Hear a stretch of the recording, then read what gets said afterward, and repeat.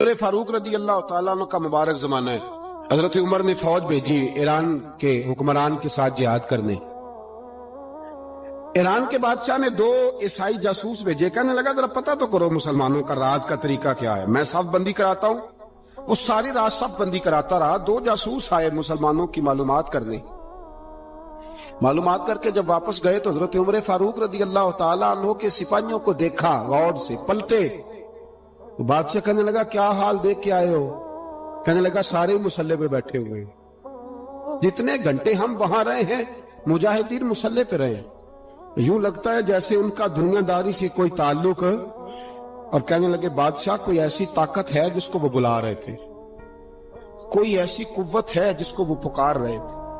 ہمیں بھی وہاں کھڑے ہو کے محسوس ہوتا تھا کہ ہاں کوئی ہے جو آ جائے گا ان کی مدد کے لیے, کوئی ہے جو پہنچے گا ان کی مدد کرے گا. ایران کا بادشاہ کہنے لگا مجھے سمجھ آ گئی ہے, وہ جسم کی طاقت سے ہی نہیں لڑتے, وہ کوئی غیبی طاقت ہے جس سے وہ لڑتے. بھائی وہ غیبی طاقت بھی تو ہمارے پاس ہم نے ناراض کر لیا نا, وہ بھی تو نہیں نا, مسجد کا رخ بھی تو کوئی نہیں. اور میں نے پچھلے جمعے بھی کہا تھا, پھر کہتا ہوں, وہن ہو گیا امت کو. نبی پاک نے فرمایا امت کو وہ کیا ہے, دنیا سے محبت ہو گئی ہے, موت سے کراہت ہو گئی, وہن ہے. صحابہ کرام کو موت سے بڑا پیار تھا, موت سے بڑی محبت کر. ہماری طرح نہیں, وہ کہتے تھے مریں گے تو منو مٹی, تو وہاں ٹھیک ہے عذاب قبر حق ہے, لیکن میں کہا کرتا ہوں سالوں کے بعد جو پردیس سے ماں کے پاس آئے, ماں اسے عذاب نہیں دیتی, اس کا ماتھا چوما کرتی ہے. اور بھائی جو رب کریم کی بارگاہ میں جائے گا تیرا کیا خیال ہے, گل سڑ جائے گا؟ مدینے والے حبیب نے فرمایا قبر المومن روضۃ من ریاض الجنہ. فرمایا میرا مومن جب قبر میں جاتا ہے تو اللہ جنت کے سارے دروازے کھول لیتا ہے, وہ تو اللہ کی رحمت میں پہنچتا ہے. کون کہتا ہے مومن مر گئے, وہ تو قید سے چھوٹے اپنے گھر گئے. کون کہتا ہے قبر میں عذاب ہے تو صرف عذاب ہی ہے, ہاں مجرم کو سزا ملے گی, لیکن مومن ہمیشہ جہنم میں, وہ بالآخر جنت میں جائے گا, بالآخر جنت میں جائے گا. اور کسی درویش نے بات کی, وہ کر کے چلے گئے, بر کمال ہی کر گئے. کہنے لگے دوزخ میں میں تو کیا, میرا سایہ نہ جائے گا, کیونکہ رسول پاک سے دیکھا نہ جائے گا. نبی پاک سید عالم علیہ السلام کے غلام تو دیکھو نا, ساری زندگی عمر فاروق, بخاری پڑھو تو صحیح, ساری زندگی عمر ہر نماز کے بعد کہتے تھے اللہم ارزقنا شہادت فی سبیلک, اللہ بسترے پہ موت نہ دینا, موت مجھے شہادت کی دینا. حضرت سیدنا مولا علی شیر خدا کرم اللہ تعالیٰ وجہ الکریم ساری زندگی کہتے رہے اللہ علی نے میدان میں عمر گزاری ہے, اسے شہادت کی موت عطا فرما. او بھائی یہ تو شہادتیں مانگنے والے. حضرت امام حسین میدان کربلا میں کھڑے تھے, شمر کہنے لگا حسین تیری چاروں جانب موت ہے. تو آپ فرمانے لگے تجھے ابھی ہمارا پتہ ہی نہیں, موت سے تو ہمارا پیار چلتا ہے. اور فرمایا یہ شہادت تو ہمارا پیچھا کرتی ہے, پہنچ جاتی ہے جہاں ہم ہوتے ہیں. موت سے ڈرا رہا ہے, مسلمان کا مرنے کو دل نہیں کرتا, ورنہ وہ اتنی بڑی کوٹھی میں کون رہے گا. مرنے کو دل اس لیے نہیں کرتا کہ وہ جو 6 کروڑ 10 کروڑ ڈالر لوٹ کے رکھے, مر گئے تو کھائے گا کون. وہ فقیر فاقہ مست تھے, ان کا گھر ہی کوئی نہیں تھا, ان کے بینک بیلنس ہی کوئی نہیں تھے. وہ کہتے تھے گھر ہمارا ہے وہ جو ہمارے رب نے تیار کیا ہوا ہے, ہمارا بینک بیلنس ہے وہ جو ہمیں جنت میں جا کے ملے گا. ان کا تو یہ کھاتا ہی کوئی نہیں تھا, اس لیے وہ شہادت کی. حضرت عمر بن جموع رضی اللہ تعالیٰ عنہ میدان احد میں 4 بیٹے لے کے آئے. کتنے بیٹے بول کے بتائے؟ 4 بیٹے لے کے عمر بن جموع آئے, اور خود ایک ٹانگ سے لنگڑے سے آتی ہے, ٹانگ چھوٹی ہے. حضور کے سامنے کھڑے ہوئے کہا محبوبہ میرے 4 ہی تھے, میں 4 ہی لے آیا ہوں, قبول کر لیں. تو حضور نے فرمایا تو کیوں تلوار اوڑے آیا ہے, یہ تو نے کیوں گلے میں اسلحہ ڈالا ہوا ہے؟ کہا یا رسول اللہ میں نے بھی تو جانا ہے نا. تو حضور نے فرمایا 4 بیٹے جو ہیں. تو حضرت عمر بن جموع نے بات کی, صحابہ کہتے ہیں ہم لبوں سے مسکرا رہے تھے, آنکھوں سے رو رہے تھے, کیا عجیب انداز ہے. حضور نے فرمایا عمر 4 بیٹے جو آ گئے تو تو رہنے دے. حضرت عمر رو پڑے, کہنے لگے محبوبہ کیا لنگڑے جنت میں نہیں جائیں گے؟ کیا حضور میں لنگڑا ہوں تو میرے لیے جنت کوئی نہیں؟ میرے حبیب پاک سید عالم صلی اللہ علیہ وسلم نے فرمایا عمر تو ضرور جنت میں جائے گا. کہا محبوبہ پھر بچے بعد میں جائیں گے, میں پہلے میدان میں جاؤں گا. ایک بی بی 4 بیٹے لے کے آئی احد میں. کہا محبوبہ کل کمائی تھی میں لے آئی ہوں, میرے پاس کوئی اور شے ہوتی تو میں بچا کے نہ رکھتی, بیٹے دے کے نا हाजरी लगवा के तो वापस दरवाजे पे ले गई। हजरत सैयदना अब्दुल्लाह इब्न उमर फरमाते हैं, बीबी बोल रही थी तो मेरा जज्बा जिहाद बढ़ रहा था। अपने बेटे को कहने लगी, मैं तुम्हें हुजूर के पास छोड़ के जा रही हूं, जब तुम मैदान में गिरोगे तो मैं तुम्हें देखने आऊंगी। देखना तुम्हारी पुश्त पे कोई जख्म नजर ना आए। जितने तीर खाने हुए सीने पे खाना, जितने तलवारों के नेजों के जख्म बर्दाश्त करने हुए यहां खाना, पुश्त पे जख्म नजर ना आए। हज़रत अब्दुल्लाह इब्न उमर फरमाते हो, बीबी की गुफ्तगू मेरा जज्बा जिहाद बढ़ा रही थी। एक बीबी 3 साल का 4 साल का बेटा लिए रो रही है, ओहद का दिन है। सहेलियां पूछती हैं, तू क्यों रोती है? वो कहती है, देखो मेरा खामद भी बदर में शहीद हो गया, भाई और बाप भी। दिल करता है कोई जवान बेटा होता तो आज मुस्तफा के साथ उसे ही भेज देती। कोई जवान मेरे पास है ही 3 साल का, तो क्या करूं? 3-4 साल का बच्चा क्या करेगा? पता नहीं क्या दलील आई। अचानक उठी, बेटे को सीने से लगाया, कपड़ा डाला, मस्जिद नबवी पहुंच गई। हजरत बिलाल कहते हैं, मुझे मिली। कहने लगी, बिलाल मुझे पता है हुजूर तैयारी करा रहे हैं जंग की, पर 2 मिनट अगर मेरी मुलाकात हो जाए। बिलाल हबशी कहने लगे, हुजूर हम एक बीबी जिद कर रही है। हुजूर बाहर आए, कहने लगी, हुजूर मैं फलां की बेटी, फलां की बहन, फलां की बेवा हूं। मैंने बदर में 3 शहीद दिए हैं, अब मेरे पास ये 3 साल का लाल ही बचा है, बड़ा फख्र है मेरा। लोग मुझे शहीद की बेवा, शहीद की बेटी, शहीद की बहन करते। दिल करता है शहीद की अम्मा भी कही जाऊं तो मेरा बेटा ले ले। सैयदना बिलाल कहते हैं, हुजूर मुस्कुराए, कहने लगे, ये 3 साल का नौने हाल क्या करेगा? कहते अम्मा का अजीब जज्बा है। कहने लगी, महबूबा सुना है असला भी थोड़ा ही है, ढालें ज्यादा कोई नहीं, मेरा बेटा साथ रख लें। जब आपकी तरफ कोई तीर आया ना तो मेरा बेटा ढाल के उसको ढाल बना के आगे कर देना। महबूबा ढाल तो बन ही सकता है ना। हजरत बिलाल फरमाते हैं, मुस्तफा करीम ने फरमाया, जा मैंने कबूल किया, कयामत के दिन बेटा घर ले जा, जब तेरा नाम पुकारा जाएगा तो शहीद की अम्मा कह के पुकारा जाएगा, जा तू घर ले जा। कहते हैं चलते चलते एक गरीबनी और आ गई, इतनी सी अट्टी बान की, इतनी सी। बिलाल हुजूर से मुलाकात हो जाएगी। नबी पाक आ गए, कहा महबूबा ये गलबा इस्लाम में मेरा भी हिस्सा डाल ले। हुजूर ने फरमाया, ये क्या है? कहने लगी, हुजूर खामद फौत हो गया, औलाद अल्लाह ने बेनियाजी से दी नहीं, सवेरे चरखा काट के रिज़्क़े हलाल खाती हूँ। मेरे पास ना ये इतना सा बान है, एक घोड़े की लगाम बन जाएगी। महबूबा हिस्सा तो डाल जाएगा ना दीन के लिए, मेरी कबूलियत हो जाएगी। मेरे हबीब ने हाथ उठाए और दुआ मांगी, कहे अल्लाह जितना तू मैदान के मुजाहिदों को अजर अता फरमाए, उतना इस गरीबनी को भी अता फरमा। हज़रत उमर फारूक रज़ी अल्लाह तआला अन्हु रात का वक्त चेहरे पे नकाब डाल के गली में घूम रहे थे। मैं भी गली में निकलता हूँ, आप भी निकलते हैं, लेकिन मकसूद ये है कि जरा पता करें बाहर की हवा कैसी है। मकसूद ये है कि पता करें कि आज बर्गर किस दुकान का अच्छा है, मालूमात करें कि मोहल्ले की सियासत किस रुख जा रही है। वो भी निकलते थे, लेकिन मकसूद ये नहीं था। मकसद समझ गए थे ना, वो इसलिए निकलते थे कि पता करूं कोई दुखी तो नहीं, कोई तकलीफ में तो नहीं, कोई आजमाइश में तो नहीं। देखे ना, काम वही है, मैं भी करता हूं, आप भी करते, सारी दुनिया करती, लेकिन वो अय्युकुम अहसनु अमला, किरदार किसका सुथरा है, ज़हन किसका ऊंचा है, ज़ौक़ किसका बड़ा है। जिंदगी वो भी बिता गए, हम भी गुजार रहे हैं, लेकिन वही कमजोर बातें और वही रवायती गुफ्तगू और वही लबो लहजा और वही दुनियादारी के मखसूस सी हमारी गुफ्तगू, फलां क्या कर रहा है, कहाँ पहुंच गया। अगर पैसे किसी ने नहीं कमाए तो कहा निखट्टू है, तब नहीं कमाए, और अगर ज्यादा कमा लिया तो कहने लगे 1 नंबर तरीके से तो नहीं कमाए जा सकते, ये कोई गलत रास्ता है। गुफ्तगू है बस, नशिस्तन गुफ्तन बरखास्तन। तो आला काम, आला किरदार उन लोगों, हजरत उमर गुजर रहे थे तो गुलाम साथ था। एक शख्स को देखा कि मदीने के बाहर खैमा लगाया हुआ है, भाई खैरियत है, यहाँ खैमा को लगाया? कहने लगा अमीरुल मोमिनीन से मिलने आया, रात हो गई थी तो सोचा यहीं क़याम कर लेता हूँ, सुबह उनसे मिलूंगा। तो फरमाया अंदर किसी के दर्द से कराहने की आवाज आती है। कहने लगा मेरी बीवी है और बच्चे की विलादत का वक्त आ गया, तकलीफ में। हजरत उमर दौड़े घर गए, अपनी अहलिया से कहने लगे नेकी कमाने का इरादा है? اس نے کہا ہے، مقصد سمجھ گئے تھے نا وہ لوگ، بالکل ہے، فرمایا جو ضرورت کی چیزیں ولادت کے وقت ہوتی ہیں لے لے، کچھ گھی لے لیا، کچھ چنے لے لیے، کچھ ضرورت کی چیزیں لے لی، خاتون کو ساتھ لیا۔ یہ خاتون اول کی بات کر رہا ہوں، میں خاتون اول کی بات کر رہا ہوں۔ حضرت فاروق اعظم رضی اللہ تعالیٰ عنہ امیر المومنین ہے۔ حضرت عمر نے اپنی اہلیہ کو ساتھ لیا، جہاں وہ شخص تھا وہاں آئے، اہلیہ نے حضرت عمر کے ذمہ کام لگایا، آگ جلا لیں، یہ تیل لے لیں، فلاں فلاں چیز گھی میں ڈال لیں، بنانی شروع کر دیں۔ فاروق اعظم نے ہاتھ کے اندر پکڑا ہوا برتن، چمچہ، ڈوئی بھی آخ لی دے، پنجابی ہے نا، تو وہ کام کر رہے ہیں، چلا رہے ہیں، آگ جلا رہے ہیں، خاتون اندر ڈیوٹی کر رہی۔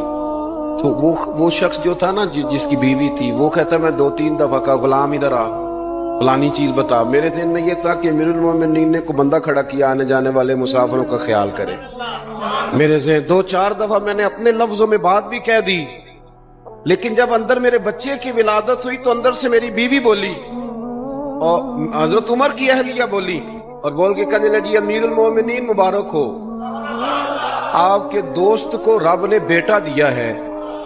وہ شخص کہتا ہے میں باہر کھڑا تھا، وجود تڑپ گیا، آنکھیں برس پڑی، کبھی نہیں رویا تھا پر کیفیت عجیب بن گئی، کوئی تقریر نہیں سنائی، کوئی اعلیٰ شعر نہیں انہوں نے پڑھا، میں نے جوں لے کر ان کے سر سے پاؤں تک دیکھا، میں نے کہا یہ وہی شخص ہے جس کا نام لے تو کیسر و کسرا کانپ جاتے ہیں، یہ وہی شخص ہے۔ میں نے جمعے میں کہا تھا کہ روب کپڑوں کا نہیں ہوتا، روب تو دیانتداری کا ہوتا ہے۔ ہاں بڑا مال کما کے لوگوں نے بنائی ہوتی ہے کار کوٹھی، تو بندے کھڑے ہو کے کہہ دیتے ہیں 2 نمبر طریقے سے آیا ہے، اور 13ویں-14ویں گریڈ کا ملازم ہو تو اس کے سامنے بہت بڑا افسر ڈر رہا ہوتا ہے یار بندہ دیانتدار ہے، یہ رشوت نہیں لیتا، سفارش نہیں مانتا، یہ میرٹ پہ کام کرتا ہے۔ تو روب تو آپ کی دیانتداری کا ہے، آپ کی سچائی کا ہے۔ اپنی زندگی میں جو لوگ مقصد سمجھ گئے، مقاصد پا گئے، کچھ کر گئے، ہم ذرا الجھ گئے ہیں۔ پہلے اتنا شاندار مکان بناتے ہیں، پھر مرنے کو کس کا دل چاہے، اتنی محنت کر کے جو ہے وہ کوٹھی بنائی ہے تو اب چھوڑ کے کون جائے۔ وہ تیار بیٹھے تھے، انہیں نبی کریم نے کہا تھا کن فی الدنیا کانک غریب نو عابر السبیل، تم نے مسافروں کی طرح رہنا ہے۔ او میرے بھائی، کبھی دیکھا ہے ایئرپورٹ پہ مسافر لڑتا ہو کہ میں نے یہ جگہ خریدنی ہے؟ اسے پتہ ہے کہ ابھی فلائٹ آنی ہے، میں نے تو چلے جانا ہے۔ ریلوے اسٹیشن پہ جو جگہ ہوتی ہے وہ خریدنے کے لیے لوگ رٹا نہیں ڈالتے، انہیں پتہ ہے پہلی ٹرین سے چلے جانا ہے۔ بس سٹاپ پہ جھگڑے نہیں ہوتے کہ یہ کرسی میری ہے، جانا جو ہے مٹی دیں تے مٹی رہنی، ایویں کادی بلے بلے، اج مٹی دے اتے بندے آتے کل مٹی دے تھلے۔ اتنا زیادہ مقصد نہیں نا جب سمجھتے تو بے چین ہے، بے قرار۔ بعض لوگوں نے اتنے پیسے جمع کر لیے کہ اتنے کھا نہیں سکتے، اتنی ضرورت نہیں، لیکن اس کے باوجود ہے کہ وہ دوڑ ختم ہونے کا نام ہی نہیں لے رہی۔ حضرت صدیق اکبر رضی اللہ تعالیٰ عنہ امیر المومنین ہے۔ بادشاہوں کے بڑے بات ہوتی ہے، ہمارے ملک میں ایسے بھی بادشاہ گزرے ہیں کہ جو سفر پہ جاتے تھے تو خانسامے بھی لے جاتے تھے، باورچیوں کو بھی لے کے جاتے تھے کہ کھانا میری مرضی کا ہونا چاہیے۔ حضرت ابوبکر صدیق نے پانی مانگا، امیر المومنین، تو صحابہ نے نا شہد ملا پانی پیش کیا۔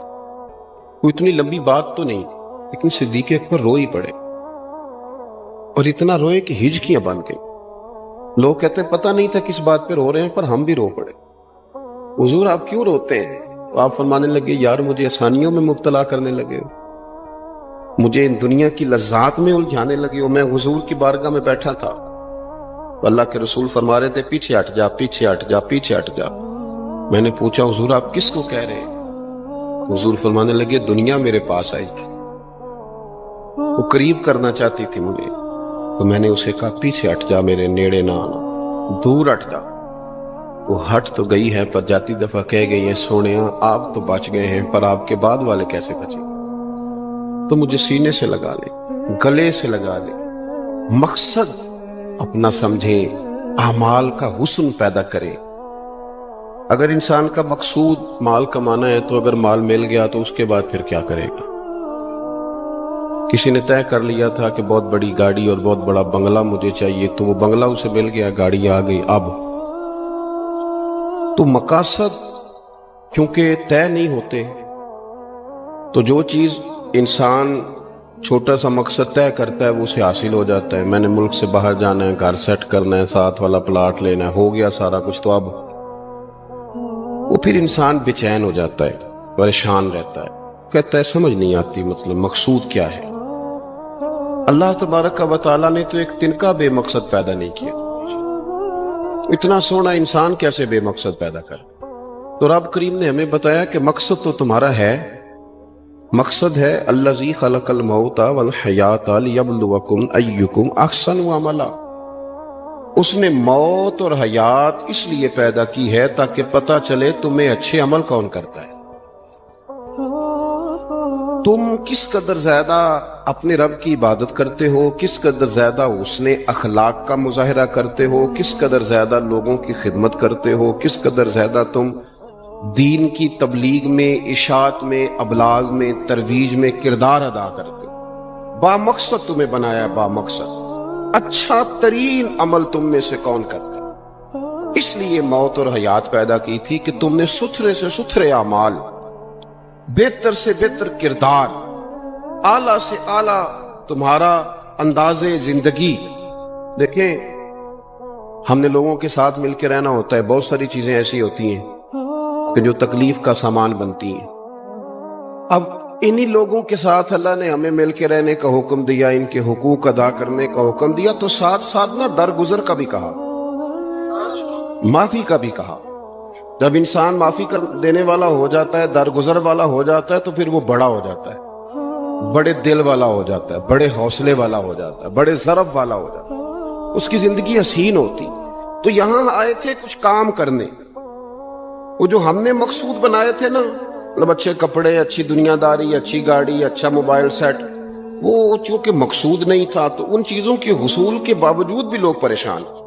مقصود یہ تھا کہ بہترین عمل، سونا عمل، اعلیٰ ترین عمل میرے رسول پاک صلی اللہ علیہ وسلم کے غلاموں نے نا وہ عمل کر کے دکھایا. اعلیٰ ترین مزاج رکھتے تھے اور اعلیٰ ترین خدمت، یعنی لوگ ان کا کردار دیکھ کے نا، کردار اور عمل دیکھ کے، ہم تو لمبی تقریریں کرتے ہیں، باتیں کرتے ہیں، بڑا کچھ بتانا پڑتا ہے، لیکن وہ بس تھوڑا سا نا لوگ ان کے پاس اٹھتے بیٹھتے تھے، آتے جاتے. اتنی دوڑ ہے کہ آگے بڑھ کے اور لینا ہے، اور لینا ہے، عالم مزید کا رٹا. وہ سمجھ گئے ہم نا اڑے ہوئے. بہت سارے لوگ ایسے ہیں جنہیں صحیح بات کا پتہ چل گیا ہے، وہ فیصلہ کرنے میں دیر کر رہے ہیں. انہیں سمجھ آ گئی ہے کہ بہتر یہی ہے کہ میں وقت پہ مسجد آیا کروں. انہیں سمجھ آ گئی ہے بہتر یہ ہے کہ سویرے اٹھ کے نا واٹس ایپ بعد میں دیکھوں، پہلے قرآن پاک کی زیارت کر لیا کر. سمجھ انہیں ہے، سمجھ ہے کہ باتیں زیادہ کرنے سے بہتر ہے درود و سلام زیادہ پڑھا جائے. پتہ انہیں ہے، فیصلہ ہی نہیں کر رہے، ارادہ نہیں بنا رہے، توجہ نہیں کر رہے. جب بہت زیادہ بندہ دنیا داری میں الجھ جاتا ہے نا، بہت زیادہ، آسانیاں تو بندے کو جینے نہیں دیتی. پہلے انسان کہتا ہے کہ موٹر سائیکل ہو جائے نا تو چلو سفر آسان ہوگا. پھر موٹر سائیکل کہتا ہے ٹائر 2 ہیں، 4 ٹائروں والی ہونا، چلو مہران ہی ہو جائے خیر ہے. لیکن مہران میں بیٹھتے ہی اسے خیال آتا ہے کہ اس کی تو سیٹیں تنگ ہیں، پھر اس سے بڑی گاڑی چاہیے. یہ روز دوڑ ہے. بانج فقیروں کسے نہیں ماریا، اے ہوئی چور اندر دا. یہ دوڑ ہے، یہ ختم. حضرت ابوبکر صدیق رضی اللہ تعالیٰ عنہ امیر تھے. ہمیں تو نا جی ایک سے ایک کھانا، اور آج یہ نہیں کھانا، آج میری مرضی کا کھانا، یہ میری مرضی کا، یہ میرے بچے کی مرضی کا، یہ فلانے کی مرضی کا. وہ خواہشات کا انبار. اور نفس بچے کی طرح ہوتا ہے، خواہش پوری کرو تو فوراً ہی دوسری بھی بتا دیتا ہے، دوسری پوری کرو تو تیسری کی بھی خبر دے دیتا ہے. ہم نا کیونکہ الجھ جاتے ہیں، پھر وہ الجھاؤ ہمیں باہر نہیں نکلنے دیتا. اگر تھوڑا تھوڑا کر کے، میرا مطلب یہ ہے کہ زندہ رہنے کے لیے روٹی کھانی ہے نا. مثلا روٹی کا لطف کتنی دیر ہوتا ہے، جتنی دیر منہ میں چباتے ہیں، اس کے بعد ختم. تو کپڑا تو پہننا تھا بدن چھپانے کے لیے، اس میں وہ کدھر سے آ گئی ساری کہانیاں جو آج بن گئی. اور اتنے میں نے عجیب و غریب نظام دیکھا ہے کہ نوجوان ہے، اچھا بھلا سیاںا آدمی، کپڑے اس نے تازے سلوائے ہیں، اور 99 لوگوں نے کہا صحیح لگ رہا ہے، تو صرف ایک نے کہا نہیں ٹھیک لگ رہا. وہ پریشان ہو جاتا ہے، کہتا ہے اس کا کچھ کروں. کیوں؟ اس لیے کہ یہی سارا مقصود سمجھ لیا ہے، کپڑے پہننا، اسی میں الجھ جانا. میں اکثر دوستوں سے کہتا ہوں میں خود کسی دوسرے کی بات نہیں کرتا، بہت زیادہ عمر نہیں میری، میں خود جایا کرتا تھا، شادی کوئی آ گئی تو 2-3 دن پہلے ابا جی کہتے تھے پرانے جوتے کچھ گنڈوا لا، کچھ پالش کرا لا، توڑے میں ڈال کے جانا موچی کے پاس، اس نے کچھ سیٹ کر دینے۔ اب کہاں رہ گیا جی یہ کام، چھٹی نہیں ہو گئی، اب کون سا ایسا سلسلہ ہے؟ وہ جو کہیں سے کپڑا تھوڑا پھٹ جاتا تھا نا تو اماں اس کو اس طرح پیوند کراتی تھی کہ ڈیزائن بھی بن جاتا تھا اور کام بھی چل جاتا۔ کدھر گیا وہ دور؟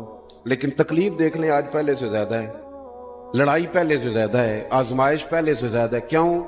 جتنی بھی خواہشات آپ بڑھاتے جائیں گے نا مقصد فوت ہوتا جائے گا۔ جتنی بھی مقصود سفر کرنا ہے، گاڑی دکھانا تو مقصود نہیں ہے، لیکن ہمیں وہ والی گاڑی چاہیے کہ لوگ ایک دفعہ انگلی منہ میں ڈالیں کہ وہ اس گاڑی پہ بیٹھا ہوا ہے۔ ہم مقصد سے پیچھے ہٹیں گے جب پھر تکلیف میں آئیں گے، پھر آزمائش۔ زندگی میں ہم نے جو چیزیں مینج کی ہیں وہ ساری دوسروں کے لیے، ہمارے لیے کوئی شے بھی نہیں۔ ولیمے پہ گئے تاکہ برادری راضی ہو جائے، تعزیت کے لیے گئے تاکہ محلہ راضی ہو جائے، فلانا کام کیا تاکہ لوگ جو ہیں وہ میرے حق میں ہو جائیں۔ ساری زندگی دوسروں کے لیے جی کے گزار دی، اور آپ نے 99 نیکیاں کی، ایک خامی آئی تو لوگ تو وہ تھے جو پھر بگڑ گئے۔ بہتر نہیں بندہ رب کو ہی راضی کرے۔ واللہ ورسولہ احق ان یرضوہ، اللہ اور اس کے رسول کا زیادہ حق ہے کہ انہیں راضی کیا جائے، ان کا زیادہ حق۔ اپنی زندگی میں معاملات کو ترتیب دیں، ایک مخصوص ذہن بنائیں، اتنا سویرے قرآن شریف پڑھنا ہے، اتنا درود پاک، اور یہ راز ہو ہمارا اور ہمارے رب کا، یہ راز ہو، اتنی دیر مصلی پہ بیٹھنا ہے۔ میرے ایک دوست سے ڈاکٹر صاحب میں بیٹھا تھا تو وہ ایک شخص کو کہہ رہے تھے تیرے دل میں کچھ باتیں ہیں نکال دے تاکہ تیری ٹینشن ریلیز ہو جائے، تیری صحت ٹھیک ہو جائے گی۔ تو بندہ کہہ رہا تھا اچھا ٹھیک ہے ڈاکٹر صاحب۔ تو میں نے کہا کہ اگر آپ اجازت دیں تو ایک بات میں بھی کر لوں؟ انہوں نے کہا آپ بھی کر لیں۔ تو میں نے کہا ڈاکٹر صاحب کچھ دکھ بڑے ذاتی اور نجی ہوتے ہیں، بندہ کسی کے سامنے کہہ ہی نہیں سکتا، بڑے ذاتی قسم کے ہوتے ہیں، وہ آپ کسی کے سامنے جتنا مرضی کوئی قریبی ہو، وہ بندے کی اپنی اندر کی کچھ ایسی تکلیفیں ہوتی ہیں اندر کی، آزم گنڈاں دے وچ گنڈاں 10 کیڑی کیڑی کھولا، بڑے مسئلے ہوتے ہیں، آپ کیسے بیان کر سکتے ہیں، سوال ہی نہیں پیدا ہوتا۔ تو کہنے لگا پیر صاحب حال تو ہوگا نا؟ میں نے کہا بالکل ہے، ہمیں ہمارے دین نے دعا سکھائی ہے، جو کسی سے نہیں کہہ سکتے وہ اپنے رب سے کہہ دو، اللہ کے حضور عرض کر دو، کشکول طلب دراز کر کے کہہ دو مالک یہاں یہاں پریشان ہوں، وہ بڑا کریم ہے، عطا بھی کرے گا اور پردہ پوشی بھی فرمائے گا۔ اپنے اللہ کے ساتھ اپنا تعلق مضبوط کریں، اپنی زندگی میں حسن اعمال کا پیدا کریں، اعمال کا، کہانیوں کا نہیں، باتوں کا نہیں، تصویروں کا نہیں، نئی سے نئی پکچر کا نہیں، اعمال کا، اور خوبصورت ترین طریقہ ہو۔ دیکھیں نا مشکل سے بھی تو نماز پڑھنی ہے نا، سویرے ابا بڑے غصے میں تھے تو پھر مجھے اٹھنا ہی پڑا، تو اس طرح بھی تو پڑھنی ہے۔ تو اگر بندہ ذوق سے اٹھے اور ذرا سونا کر کے وضو کرے اور ذرا صحیح کر کے مصلی بچھائے اور سجدہ کرے تو ذرا ذوق سے کرے، مجھے سوز دے، مجھے ساز دے، مجھے نیم شب کا نیاز دے، دم سجدہ خود کو میں توڑ دوں، مجھے ایسا ذوق نماز دے۔ اس ذوق کے ساتھ آگے بڑھے۔ مقاصد جب بندہ سمجھ جاتا ہے نا، مقاصد، پھر اس کے لیے آسانی ہوتی ہے۔ میں نے عرض کیا تھا زیادہ باتیں نہیں کرنی، مقصود تو ایک پیغام دینا ہے۔ اب ہم نے جانے والوں کے لیے کیا کرنا ہے؟ ایک تو یہ کہ اپنا مقصد ٹھیک کرنا ہے کہ جو رخصت ہو گئے، اپنے بزرگوں کو نا یاد رکھیں، اصل کام ہے ان کو کھول کے بتائیے۔ سال کے بعد ختم، بڑی اچھی بات ہے، سسماہی ششماہی سہماہی سب ٹھیک ہے، ان کو یاد رکھیں۔ حضور نہ یاد رکھتے تھے، اپنی والدہ کا ذکر کرتے، اپنے والد کی بات کرتے، اپنے دادا کا ذکر کرتے، اپنے جانے۔ سیدہ خدیجہ الکبریٰ رضی اللہ تعالیٰ عنہ وصال کر گئی تو حضرت عائشہ کہتی ہیں حضور اکثر گھر میں ان کا ذکر کرتے۔ اپنے بزرگوں کو یاد رکھیں، ان کا ذکر کریں، ان کو نا، والد کے لیے نا والد ہونا شرط ہے، پی ایچ ڈی ہونا شرط نہیں۔ والد کے لیے والد ہونا شرط ہے، مفتی ہونا شرط۔ والد ان پڑھ بھی ہو تو بچے کو سمجھانے کا سلیقہ سے اللہ اسے عطا کاری دیتا ہے۔ ماں بالکل ان پڑھ بھی ہو تو بچوں کو سمجھانے کا طریقہ اللہ اسے ان سے سیکھیں۔ میرے والدہ اور والدہ دونوں اپنا نام نہیں لکھ سکتے تھے، تو میں اپنے دوستوں سے کہتا ہوں مجھے کبھی موقع ملے تو میں کئی جلدوں میں کتاب لکھ سکتا ہوں اپنے ماں باپ، اس لیے کہ وہ جو ہمیں سکھا گئے، جو بتا گئے، وہ انہی کا خاصہ تھا۔ تو اپنے ایک تو جانے والوں کو یاد رکھیں، دوسرا ان کے لیے دعا کریں تو درد سے کریں، سونی کر کے کریں، صحیح کر کے کریں، اکیلے بیٹھ کے کریں۔ دعا کا سب سے زیادہ تعلق آپ کے دل کی آواز کے ساتھ ہوتا ہے، اور جس طرز میں حضور نے ہمیں حدیث سکھائی ہے نا، اس رنگ میں کبھی آپ حدیث کو سیکھیں، سمجھے نا۔ حضور فرماتے ہیں جس طرح دریا میں ڈوبنے والا سہارا تلاش کرتا، دریا میں اسے کتنی کو جلدی ہوتی ہے، غوطے لگ رہے ہوتے ہیں، وہ اس طرح کا نہیں ہوتا کہ میں عصر کی نماز کے بعد پھر آؤں گا تجھے نکالنے، اس طرح تو نہیں نہ ہوتا۔ دریا میں ڈوبنے والا اس طرح کشتی سہارا تلاش کرتا ہے، حضور فرماتے ہیں اس طرح قبر میں جانے والا دعاؤں کا انتظار کرتا ہے۔ آپ نے دیر کر دی دعا مانگنے میں، ختم دلانے میں دیر کر دی، خود صبح و شام ہمہ وقت دعا۔ ابھی آپ آیتیں سن رہے تھے سورہ ابراہیم کی، اللہ نے نماز میں رکھ دی، ربنا اغفر لی وَلِوَالِدَيَّ وَلِلْمُؤْمِنِينَ يَوْمَ يَقُومُ الْحِسَابُ۔ ایک تو انہیں یاد رکھیں، خوب دعا کریں، اور دوسرا کوشش کریں کہ وہ جو نیکیاں کرتے تھے وہ نیکیاں بھی جاری رہیں، جن لوگوں سے ان کا اچھا تعلق تھا وہ تعلق بھی قائم رہے، یہ بھی کوشش کریں کہ ان کے لیے صدقہ تو خیرات کریں، اور قیمتی صدقہ دیں۔ قیمتی، میں بات ختم کرنے لگا ہوں، بس قیمتی صدقہ دیں، قیمتی۔ 15 تولے سونا گھر میں پڑا ہوتا ہے، قیمتی ہوتا ہے نا۔ کبھی کسی نے چوک میں بتایا کہ آج 15 تولے سونا میرے گھر میں پڑا ہے؟ بولو نا، لگتا ہے تو 10 چھڑ دیں۔ اگر گھر میں 50 لاکھ روپے کیش پڑا ہو تو چوک میں گلی میں آ کے آپ بات کریں کہ گھر میں پیسے پڑے ہیں؟ کیوں؟ کہ وہ قیمتی ہیں، کوئی لے نہ لے۔ تو یہ جو 5000 مسجد دیکھ کے سارے محلے کو بتاتے ہو یہ بھی صدقہ تھا، یہ بڑا قیمتی چیز تھی، یہ بتانے والا نہیں تھا، یہ تو نیکی تو قیمتی تھی۔ قیمتی چیز جو ہوتی ہے وہ تو چھپائی جاتی ہے کہ بتائی جاتی ہے؟ یہ جو بیٹیاں ہیں نا اسلام کی، مائیں بہنیں، یہ قیمتی ہیں، اس لیے اسلام انہیں کہتا ہے تم گلیوں اور چوکوں میں آنے والی نہیں، قیمتی چیزیں گھر کے اندر رہا کرتی ہو، تم قیمتی چیزیں ہو، تمہارا وجود قیمتی ہے، تم کبھی ماں ہو، کبھی بیٹی ہو، کبھی بہن ہو، کبھی بیوی ہو، قیمتی ہو، اس لیے تمہیں اسلام کہتا ہے کہ گھر کے اندر رہو گی تو تمہاری قیمت رہے گی۔ کچھ چیزیں ایسی ہیں جو چوکوں میں گلیوں میں پھیل جائے تو ان کی قیمت نہیں رہتی، اس لیے تمہیں کہا جاتا ہے کہ گھر میں رہو۔ یہ جو تمہیں چوکوں میں لاتے ہیں یہ تمہیں بے وقت کرنا چاہتے ہیں، بے قیمت کرنا چاہتے ہیں۔ انسان تھوڑی دیر کے لیے، اگر تھوڑی دیر کے لیے غور کرے تو بڑے بڑے جانور انسان سے بڑے طاقتور ہیں، لیکن اللہ نے ان کی نکیل انسان کے ہاتھ میں تھما دی۔ اتنا بڑا جہاز ہے، ٹنوں وزن لے کے چل رہا ہے، انسان کے بس کی بات نہیں کہ وہ کئی لوگ لگ کے بھی اس کو اٹھا سکیں، لیکن اللہ نے اس کے قبضہ و اختیار میں کر دیا ہے۔ فرمایا هو الذی خلق لکم ما فی الارض جمیعا، زمین میں جو کچھ ہے سارا تیرے لیے بنایا ہے، آسمان میں جو ہے سارا تیرے لیے بنایا ہے۔ وما خلقت الجن والانس الا لیعبدون، فرمایا کل کائنات میں نے تیرے لیے بنائی ہے اور تجھے میں نے اپنی عبادت کے لیے پیدا فرمایا ہے۔ تو جنوں اور انسانوں کو اللہ نے اپنی عبادت کے لیے تخلیق فرمایا۔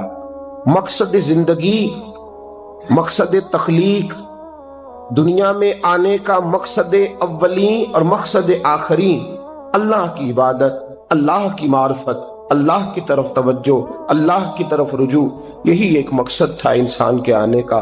اسی کو قرآن نے بیان کیا تھا۔ اپنے اپنے مقاصد، درود شریف پڑھنے والوں سے بلند صلاۃ و سلام علیک یا سید یا رسول اللہ۔ اپنے اپنے مقاصد، اپنے اپنے معاملات کو ہم نے ترتیب دے لیا ہے۔ صبح سے شام تک کے معاملات سارے کے سارے ہمارے ذاتی، نجی اور ہمارے اپنے بنائے ہوئے مقاصد کے تحت گزر رہے ہیں، حالانکہ رب کریم نے فرمایا کہ انسان میں نے تجھے اپنی عبادت کے لیے بنایا ہے، اپنے لیے تجھے بنایا ہے، تو میری بارگاہ میں سجدہ ریز ہو، تو میری بارگاہ کی طرف توجہ کرے، تو میرے لیے تسبیح پڑھے، تو تہلیل کے جملے بولے، تو تکبیر کہے، تو میرے محبوب پہ نازل ہونے والے قرآن کی تلاوت کرے۔ تجھے تو اس لیے بنایا تھا۔ عبادت کا معنی یاد رکھیے گا، عبادت کا معنی فقط نماز پڑھنا نہیں، عبادت کا معنی صرف نماز پڑھنا نہیں، نماز عبادت کا ایک جز ہے، نماز عبادت کا ایک حصہ ہے۔ عبادت نماز پڑھنے کا نام نہیں، عبادت روزہ رکھنے کا نام نہیں، عبادت صرف اور صرف حج کرنے کا نام نہیں، فقط ذکر فکر کرنا عبادت نہیں، بلکہ اللہ کا حکم ماننے کا نام عبادت ہے۔ خدا رسول کی بات ماننے کا نام عبادت ہے۔ جہاں جانے کا خدا حکم دے وہاں چلے جاؤ، یہ عبادت ہے۔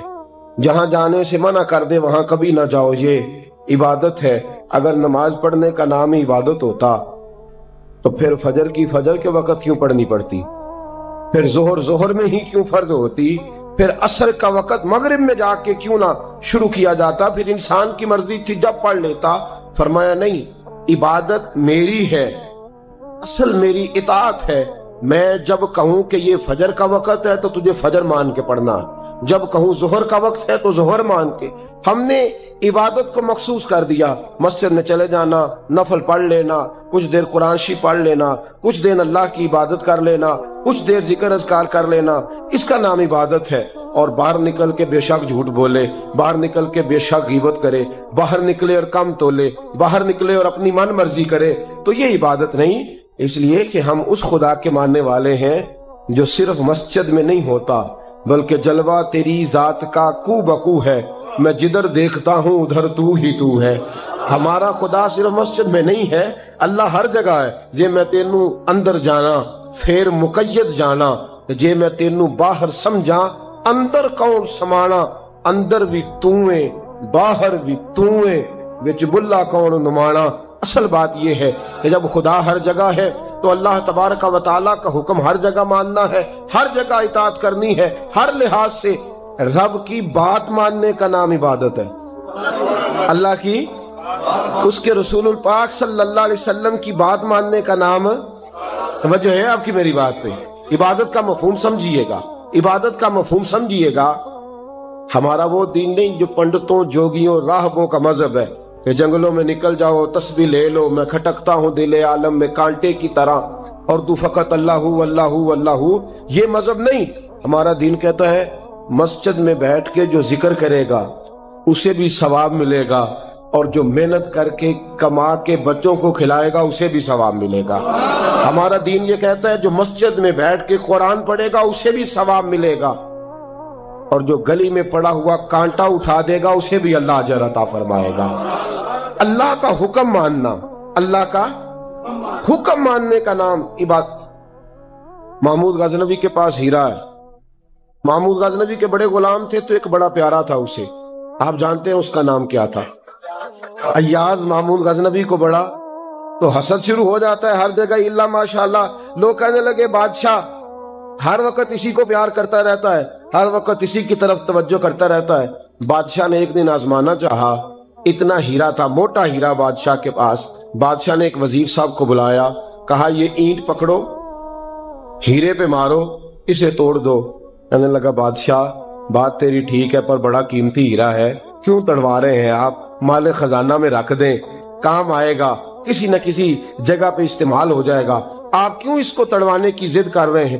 بادشاہ سلامت نے کہا اچھا تم نے ٹھیک مشورہ دیا، میں ہی جذبات میں آ گیا تھا۔ ایک دوسرے آدمی کو بلایا، اس کو کہا یہ ہیرا توڑنا ہے۔ اس نے کہا بادشاہ مجھے لگتا ہے پوری دنیا میں اتنا موٹا ہیرا تیرے پاس ہے، کسی اور کے پاس نہیں ہوگا۔ یہ توڑنے کی چیز نہیں، تجوری میں سنبھالنے کی چیز ہے، اسے سنبھال کے رکھ۔ تیسرے کو بلایا، چوتھے کو بلایا، جس کو بھی بلاتا رہا وہ بادشاہ کو سمجھاتا رہا، جس کو بلایا بادشاہ کو سمجھایا۔ ایاز کی باری آئی، کہا ایاز ادھر آ، توجہ ہے آپ کی؟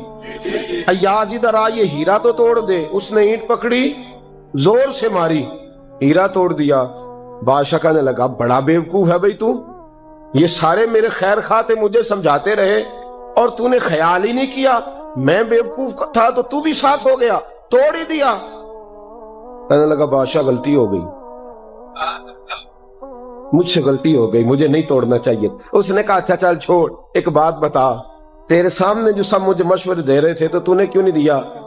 میں نے تجھے کہا توڑ دے، کیا لفظ ایاز نے کہے، کمال کر دی۔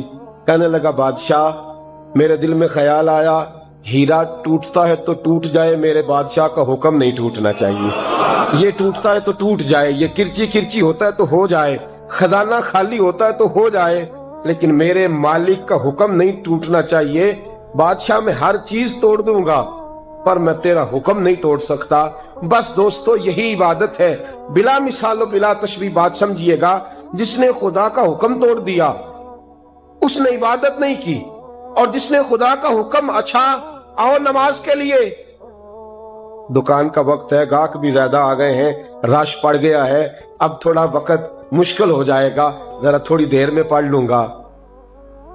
ہیرا ٹوٹتا ہے تو ٹوٹ جائے، گاہک آنے کا سلسلہ ٹوٹتا ہے تو ٹوٹ جائے، روزی آنے کا سلسلہ ٹوٹتا ہے تو ٹوٹ جائے. مسلمانوں خدا کا حکم نہیں ٹوٹنا چاہیے، رسول اللہ کا فرمان نہیں ٹوٹنا چاہیے. میرے رسول پاک صلی اللہ تعالی علیہ وسلم کا اقبال نے کیا کہا؟ کہنے لگا اے طائر لاہوتی، اس رزق سے موت اچھی جس رزق سے آتی ہو پرواز میں کوتاہی. کہا خدا کا حکم نہ توڑ بیٹھنا. اور عبادت بھی جس کو اللہ کہہ دے وہ عبادت ہے. ایک بندہ زوال کے وقت نماز پڑھنے کھڑا ہو جائے تو ہو جائے گی؟ کیوں؟ نماز نہیں پڑھ رہا. اچھا میں آپ کو روایت سناتا ہوں. شیر خدا مولا کائنات حضرت علی المرتضی رضی اللہ تعالیٰ عنہ فرماتے رسول پاک صلی اللہ علیہ وسلم نے ہمیں منع فرمایا جب عید الفطر کا دن ہو یا عید الاضحیٰ کا دن ہو تو تم نے کیا کرنا ہے؟ فجر کی نماز پڑھنی ہے، اس کے بعد اشراق چاشت نہیں پڑھنی. فجر سے لے کر عید کی نماز تک درمیان میں کوئی نماز نہ پڑھنا. جب عید کی نماز ہو چکے پھر تمہیں اجازت ہے جتنے مرضی نفل پڑھو، لیکن فجر سے لے کر عید تک تم کوئی اور نماز نفل درمیان میں نہ پڑھنا. حضرت علی المرتضی شیر خدا کا زمانہ ہے. عید کا اعلان ہو گیا، عیدگاہ میں لوگ کٹھے ہو رہے ہیں. ایک شخص دوڑا آیا، اس نے آ کے نماز کی نیت باندھ لی. توجہ ہے آپ کی؟ میں نے کہا عبادت ہے خدا کا حکم ماننے کا نام. حضرت علی رضی اللہ تعالیٰ عنہ نے نماز کے بعد اس شخص کو بلایا، فرمایا ادھر آ، تجھے نہیں پتا کہ جب تک عید کی نماز نہیں ہوتی کوئی اور نفل نہیں پڑھیں گے؟ کہنے لگا جی میں نے نماز ہی پڑھی ہے، کوئی جرم کیا ہے؟ کوئی نماز پڑھی ہے نا، میں نے سجدہ کیا ہے، کوئی جرم ہے؟ حضرت علی نے تلوار نکال لی، فرمایا جو مصطفیٰ کی سنت توڑ کے نفل بھی پڑھے گا میں اس کا بھی سر قلم کر دوں گا. جو رسول پاک کے حکم کے خلاف عبادت بھی کرے گا اس کو بھی قتل کر دیا جائے گا. توبہ کر. یاد رکھیے گا عبادت خدا رسول کی بات ماننے کا نام ہے. آپ سویرے 8 بجے اٹھ کے کھڑے ہو جائیں کہ میں نے تو فجر پڑھنی ہے. فجر کا وقت 8 بجے نہیں ہوتا، وہ گزر گئی 4 بجے، 4:15 بجے ہو چکا. ایک شخص شام 7 بجے کھڑا ہو جائے کہے جی میں تو ظہر کی نماز 7 بجے پڑھا کروں گا. یہ کیسے ممکن ہے؟ اس کا وقت تو 2 بجے کے راؤنڈ اباؤٹ ہے، تجھے اسی وقت ادا کرنی. یاد رکھیے گا عزیز ساتھیو، عبادت اللہ کا حکم ماننے کا نام ہے، لیکن عبادت کی بہت بڑی جو ایک رکن ہے، عبادت کا بہت بڑا جو ایک جز ہے وہ نماز پڑھنا، بہت بڑا جز. حضرت محمد بن ابی بکر حضرت صدیق اکبر کے صاحبزادے رضی اللہ تعالیٰ عنہ کیا فرماتے ہیں؟ فرماتے ہیں مسلمانوں بڑے نصیبوں والے ہو، بڑے نصیبوں والے ہو. تمہیں تو اللہ کی بارگاہ میں جانے کے لیے اجازت ہی نہیں لینی پڑتی، اللہ نے تمہارے لیے دروازہ ہی کھول دیا ہے. جب دل کیا، وضو کیا، نماز کی نیت باندھی، اللہ کے دروازے کھل گئے، اور بغیر کسی ترجمان کے تم نے اپنے رب سے بات کرنی شروع کر دی. عبادت ایسی نعمت ہے، اللہ کی بارگاہ میں کھڑے ہونا، سجدہ کرنا اتنی بڑی فضیلت کی بات ہے. یہ حدیث میرا خیال ہے آپ کو کبھی بھولنی نہیں چاہیے. سید عالم نور مجسم شفیع معظم صلی اللہ علیہ وسلم نے فرمایا بتاؤ اگر کوئی کسی کے گھر مہمان جائے تو میزبان اس کے ساتھ کیا سلوک کرے گا؟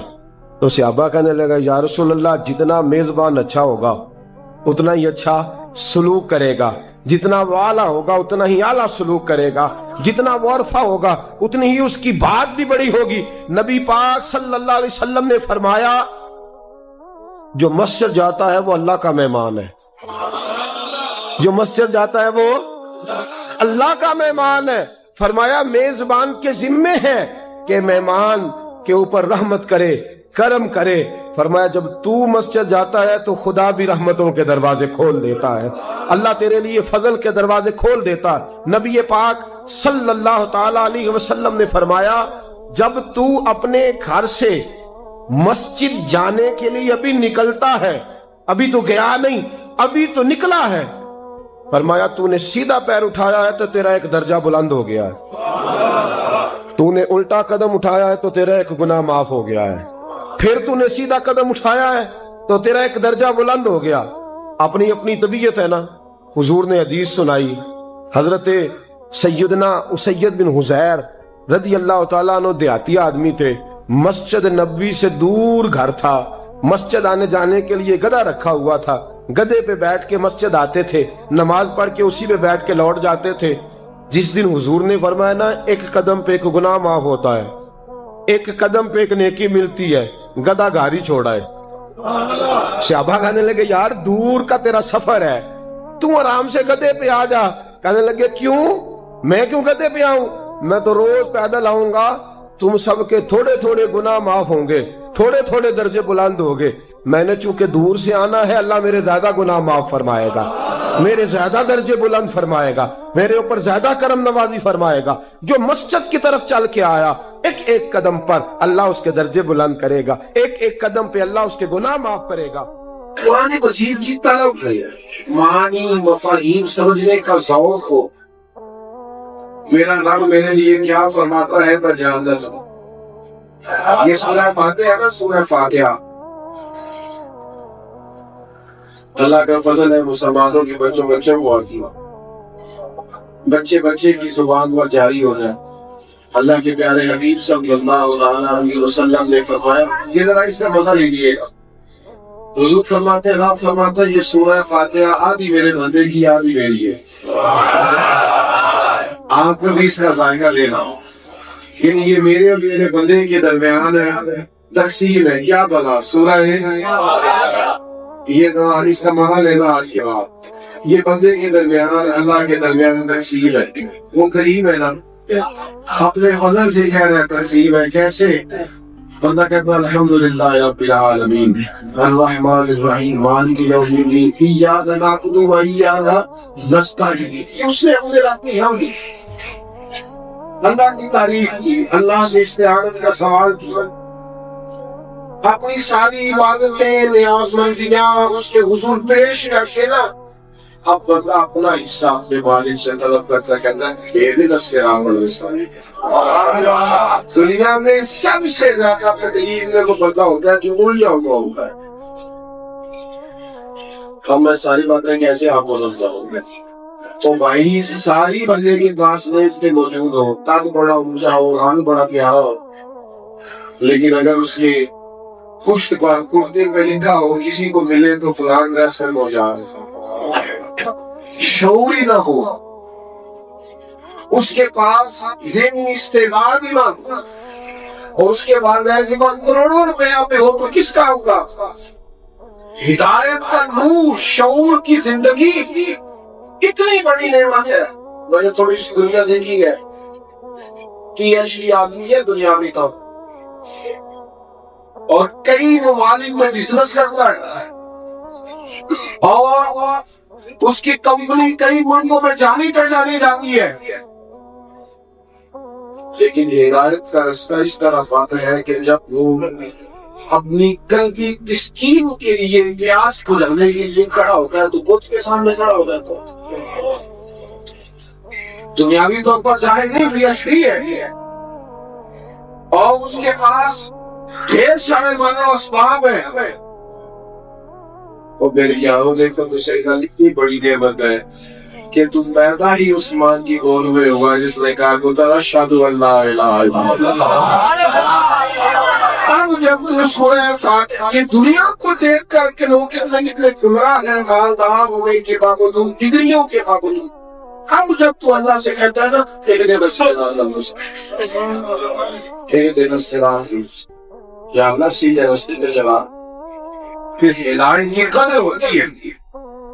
اور پھر کئی لوگ ایسے تھے جو چلے سیدھے راستے پر, آئیوں کے جناب میں صاف, لیکن معاذ اللہ کیا حشر کی جائے سانجوں نے ان کی تعلیمات عقیدے کیسے کیسے کر دیے. معاذ اللہ سبحانہ معاذ اللہ تبلیغ کو نہ پاشا. جناب عیسیٰ کو اللہ کا بیٹا کہنا گمراہ ہو. یہودیوں نے کیا کیا, حضرت عزیر کو اللہ کا بیٹا کہہ دیا.